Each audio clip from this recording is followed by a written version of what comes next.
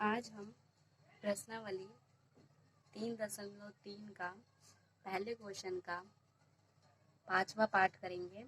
5वें पार्ट में बोल रहा है √2x प्लस में √3y बराबर में 0 और सेकंड दिया है हमारा √3x माइनस 8y बराबर में 0। तो सबसे पहले हम लिख लेते हैं हल में हमें जो दिया है सबसे पहले हम वो लिखते हैं, फिर आगे करते हैं। तो हम इसको मान लेते हैं समीकरण 1 और इसको समीकरण 2। तो हम इसको समीकरण 1 मान लेते हैं तो हम यहाँ लिख भी देंगे और इसको हम समीकरण 2 मानेंगे तो हम यहाँ समीकरण 2 लिख लेंगे। ओके, तो हम यहाँ पर स्टार्ट करते हैं समीकरण 1 से। तो यहाँ पर हम लिख देंगे समीकरण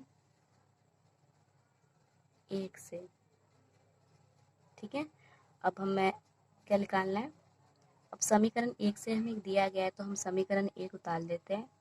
तो हम यहाँ पर समीकरण 1 उतारते हैं तो समीकरण 1 हमारा दिया है √2x प्लस में √3y बराबर में 0।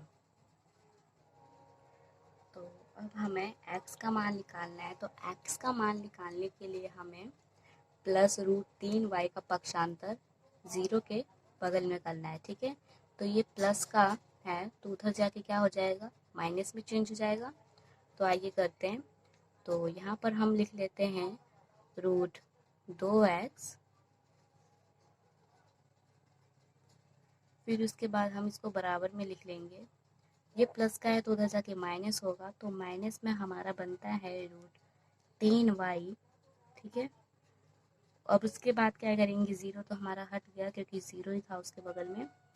तो अब हमें x का मान निकालना है तो हम x यहाँ उतार देंगे एज इट इज़, बराबर में लिखेंगे x हम यहाँ उतार देंगे और माइनस √3y बटे में आ जाएगा हमारा ये √2x।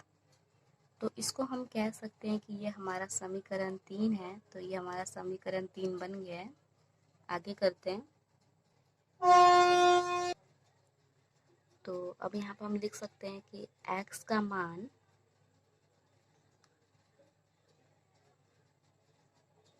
समीकरण 2 में रखने पर, अब x का मान हम किस में रखेंगे, 2 में रखेंगे। तो x का मान अगर हम 2 में प्रतिस्थापित करते हैं तो हमारा आंसर क्या होता है ये देखते हैं करके। प्रतिस्थापित करने पर, ठीक है, तो यहाँ पर हमारा क्या है, समीकरण 2। तो समीकरण 2 हमारा यहाँ पर है √3x। तो सबसे पहले हम √3 लिख लेते हैं और x का मान हमें निकाल रखा है, x का मान हमारा ये रहा। तो हम x की जगह में यहाँ पर ब्रैकेट में लिख लेते हैं, क्या लिखेंगे यहाँ पर, माइनस √3y बटे में √2x। ठीक है, x नहीं लिखेंगे क्योंकि x का मान आ गया हमारा, ब्रैकेट बंद। उसके बाद बाकी जो हमारा संख्या बचा है इसको हम उतार लेंगे। क्या बचा है हमारा, माइनस √8y बराबर में 0। अब इसको सॉल्व करते हैं। तो √3 का √3 में हम गुणा करेंगे तो ये ब्रैकेट वाली संख्या है, सॉरी रूट वाली संख्या है। तो रूट वाली संख्या को हम गुणा करेंगे तो इसमें से एक संख्या ही बाहर आएगी, वो भी बिना रूट के। तो क्या आएगा हमारा, -3y बटे में √2। अब जो बाकी संख्या है हम उसको ऐसे उतार देंगे। तो यहाँ उतारेंगे हम √8y बराबर में 0। तो अब हमें क्या करना है, अब हमें -3y और -√8y का गुणा करना है और इसको गुणा करने के बाद जो आंसर आएगा उसका हमें एलसीएम निकालना है।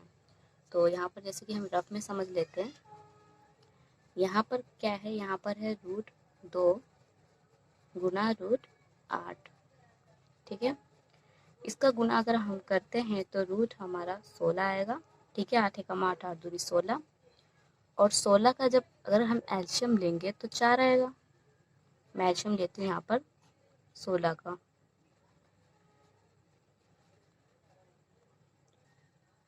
2 8 16, 2 चौक 8, 2 दूनी 4, 2 एकम 2। ठीक है, तो इसका 2 और इसका 2, यानी क्या होगा यहाँ पर हमारा 2 गुना 2, तो 2 को 2 को करेंगे गुना तो 4 होगा, तो हमारे यहाँ पर आ गया 4। तो यहाँ पर 4 आया हमारा। तो अब क्या करेंगे हम इसमें, अब इसके अंदर हम करेंगे ये माइनस हमारा 3y है, और हमारा एलसीएम क्या निकला था -4y। ठीक है, और इसके बटे में हम ले लेते हैं √2, बराबर में आ गया हमारा 0। 0 के नीचे कुछ नहीं है तो हम 1 मान लेते हैं। ठीक है, तो अब क्या होगा यहाँ पर माइनस माइनस प्लस हो गया, तो 4 3 कितना होता है हमारा 7y। साइन माइनस का आएगा क्योंकि बड़ी संख्या के आगे माइनस का चिन्ह है, और बराबर में √2 का गुना 0 में करेंगे। कोई भी संख्या को हम 0 से करते हैं तो 0 ही आता है, तो हम यहाँ पर 0 लिखेंगे। और अब क्या करना है हमें, अब हमें y का मान निकालना है, तो -7 उधर जाएगा। ठीक है, तो ये क्या होगा, ये अभी क्या है, ये गुने में है, 7 गुना y, तो जाके क्या हो जाएगा भाग हो जाएगा, तो यहाँ पर y बचेगा, तो y बराबर में आ जाएगा हमारा -0 बटे में 7 उधर जाएगा तो इधर आ जाएगा 7 गुना, उधर जाएगा तो भाग में बदल जाएगा, तो हम 7 बटे में लिखेंगे।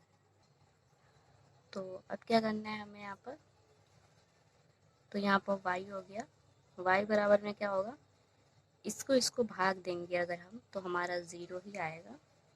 माइनस का चिन्ह है तो यहाँ माइनस का चिन्ह नहीं लगेगा क्योंकि छोटी संख्या के आगे माइनस का चिन्ह है, तो इसीलिए ये सिंगल ही रहेगा। तो हमारा y का मान आ जाता है 0।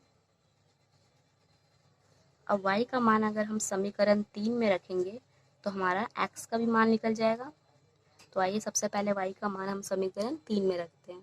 तो यहाँ पर मैंने लिख दिया है y का मान समीकरण 3 में रखने पर, तो हमारा जो x था वो हमारा क्या निकला था -√3y बटे में √2। ठीक है, तो x हम ये उतार देंगे बराबर में, तो यहाँ पर हम उतार देंगे -√3, और जो y का हमारा मान आया था वो हमारा आया था 0 बटे में √2। तो यहाँ लिखेंगे हम x बराबर में √3 का गुना 0 में करेंगे, तो मैंने बताया था आपको कोई भी संख्या का गुना अगर 0 में करते हैं तो वो 0 ही आता है बटे में √2। तो यहाँ पर जो बटे में संख्या दी 0 अगर दिया हो और बटे में कोई भी संख्या दी गई हो तो उससे अगर हम भाग करते हैं तो हमारा आंसर 0 ही आता है, तो x बराबर हमारा क्या आएगा 0 ही आएगा। तो हमारा x का भी यहाँ मान निकल गया 0 और y का मान भी निकल गया 0। तो यहाँ पर हम लिख सकते हैं अतः x बराबर 0